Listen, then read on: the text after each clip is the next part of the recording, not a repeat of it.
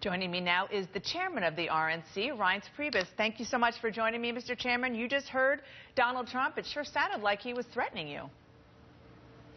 Well, I don't know. I find it to be rhetoric and hyperbole. I think everyone understands these rules have been in place for years. These plans have been released since October of last year. There are a few states that pick delegates by convention. It's their choice how they allocate delegates. The candidates participate in the process. It's been going on for a month in each of these states that do a convention.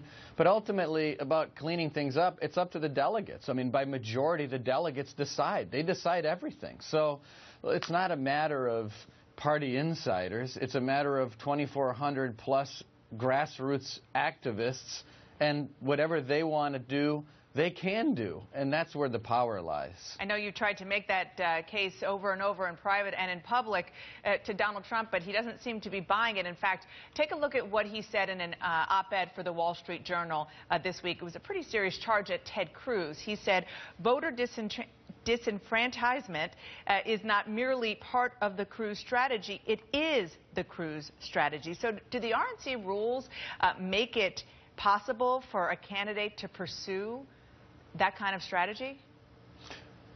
Well, first of all, they're not RNC rules.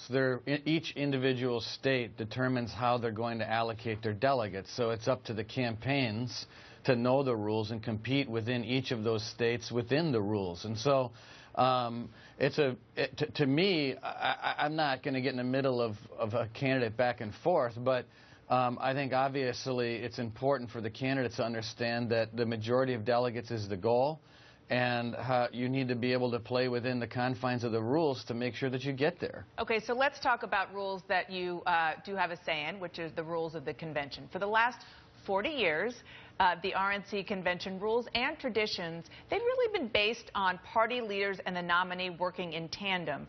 And now, of course, there's no nominee yet, and you are at odds very much so with the front runner. So in the future, do you think it would be better to just make the person coming into the convention who has the most delegates the nominee? Well, first of all, having a plurality of the delegates means that the field has the majority. So you have to have the majority. I mean, it's the United States of America. That's what we're founded on. The Electoral College is a majority. The DNC does it the same way. No. The majority rules, and that is an American concept that I can't imagine us turning our backs on. And so, but the first thing, I'm not at odds. I'm really not at odds. I'm not, this is not something, although I'm working hard to make sure people understand what the rules are. It depends what you think I mean, if you think it's rhetoric, you think if it's hyperbole, you know, look, there's nothing that the RNC can do to alter the rules between now and the convention. It's not the RNC's place. So I don't internalize I don't sit here and internalize the charge, because there's no there because there's nothing the RNC can do about it. And for theater, and that, you know, that's what this is about? Or do you think that there's a real I think you'd have to ask him. I think you'd have to ask him. I mean, you're a reporter. Listen, you're a reporter. Everyone knows what the rules are. Everyone knows that the RNC can't actually change rules between now and the convention. You're the one who just used Everyone the word understands hyperbole, that the delegates control. Listen, I'm not sure what it is, but what I do know is what the truth is. And since I know what the truth is, I don't really worry about it, because I know what is right and I know what is wrong. So the delegates at the convention will look at all of this, and they will determine what they want to do on these issues. And each individual state will decide in 4 years how they're going to allocate their delegates. And it's a state-by-state process. Do you see any flaw in the system now that you're knee-deep in something that you didn't anticipate? Listen, I've debated this issue for years. I mean, we've taken more steps at the last convention and the first 2 years. We can't make any changes now than I think any RNC in the history of the RNC. But there's always things that could be better.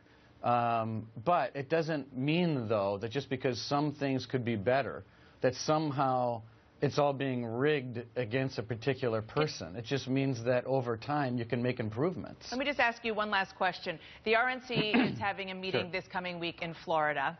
My understanding is that, and I've talked to some members of the RNC Rules Committee, my understanding is that you've contacted them and encouraged them not to touch the actual convention rules yet, not yet during this week's meeting. Is that right, and if so, why?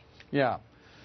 Well, it is true. I don't think that it's a good idea for us next week, I mean, before the convention, to make serious rules changes or recommendations of changes right now. I think we're in a politically charged environment.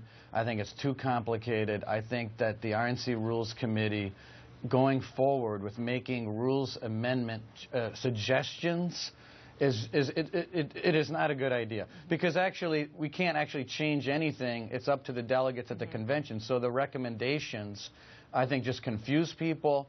I think it's a bad idea, and the environment, I think, is not conducive to that. Reince Priebus, thank you so much for your time this morning. Appreciate it.